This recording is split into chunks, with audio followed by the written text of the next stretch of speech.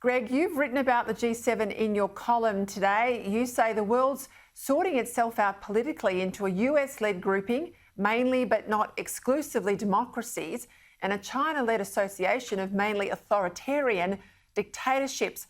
So what can we expect to see out of Cornwall, and what role will these groupings like the G7 play in the whole new world order debate that you're describing? And of course, the PM had a big speech about yesterday.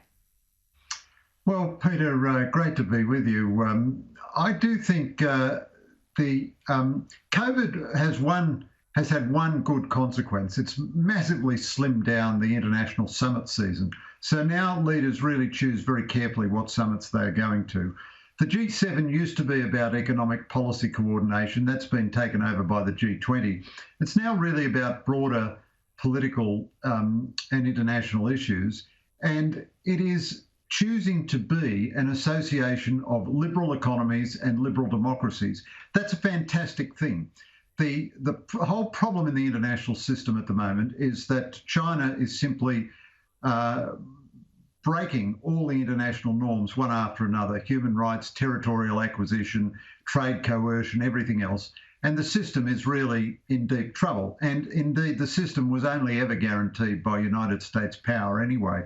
So for all of these leading democracies, the European democracies, Japan, India, South Korea, Australia, to come together and to assert their solidarity with each other is tremendously important. It's very good to see these democracies supporting Australia in resisting the trade coercion that China is trying to inflict on us. It's very good to see countries like Japan and India joining with us in statements about the South China Sea and so on. So I think the G7 will be a very important declaratory summit, but also the real action, as you know, Peter, better than anyone, occurs in these informal meetings or these bilateral meetings that leaders have on the sidelines.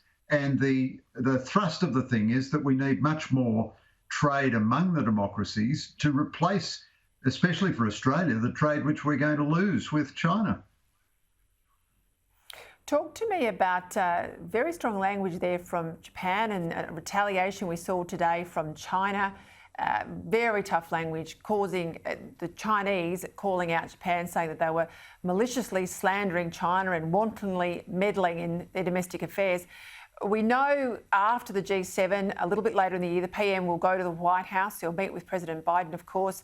The Japanese PM, we're told, will be there too, and it will be a meeting of the Quad leaders. Now, this Quad's becoming more and more important with time, isn't it? It surely is. So I think Japan is a critically important country. Japan and India are the two most important countries in Asia in terms of coming up with a response to China.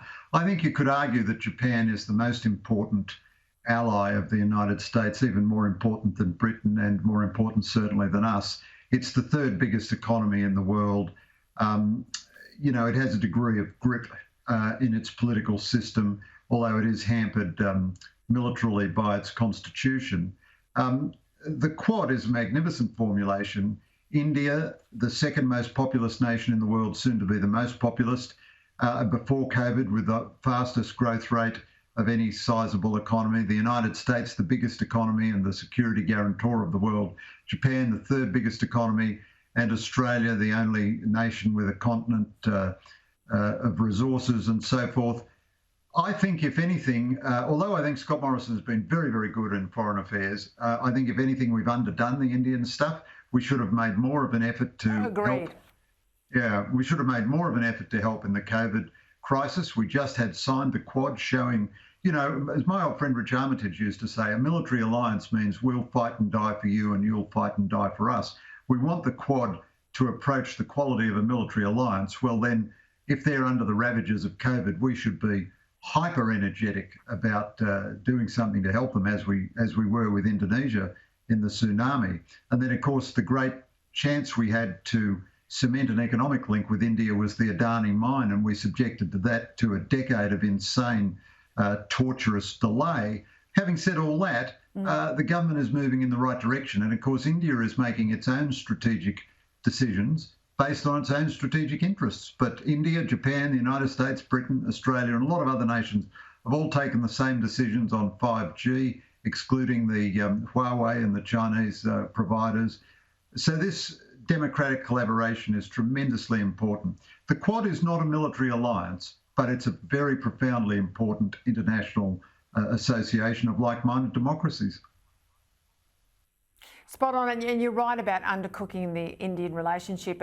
I was there in India when the Prime Minister, then Prime Minister Abbott, met with Prime Minister Modi. Now Modi is still there. The relationship really kicked off well. There was a lot of interest in both sides in this free trade agreement, but it just, with the departure of Abbott, it just fell away. I'm really pleased to see Scott Morrison's picked it up and is feeding him in terms of the push from the Canberra Public Service behind it. But let's hope it comes to something.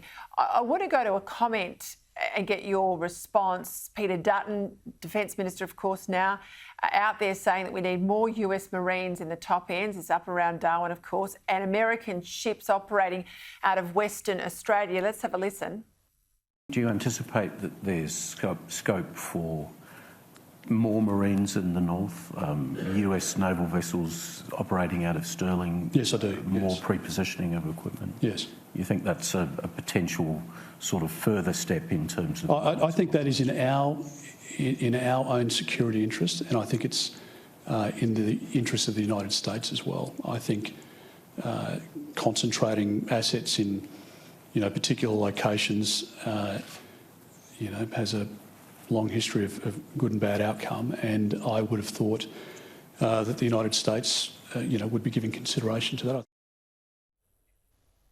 It's refreshing to me to see a Defence Minister putting his emphasis and effort in these sorts of debates and not all the other rubbish we've seen for the last little while. Good idea, Greg?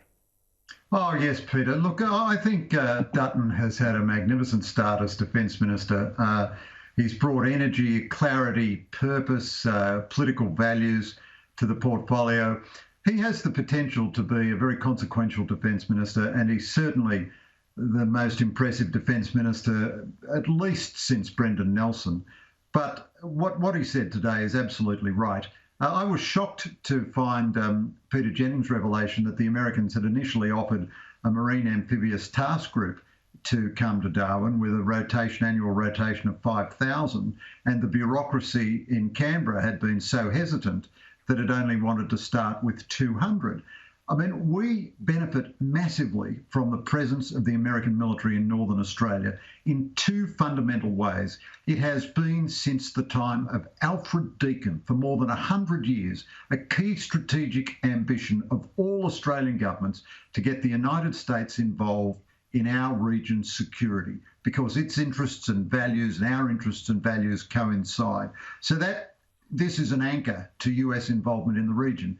And then secondly, it is a massive statement of deterrence on behalf of Australia. Now, we shouldn't become free riders and think because we've got the Americans there, we don't need to do anything ourselves. But if you've got 5,000 Marines and a couple of American ships home ported and all the rest of it, anybody who means you harm has to take that into account very seriously. This is so much a no-brainer. I can't, just the fathomless ability of the Canberra bureaucracy to make everything slow.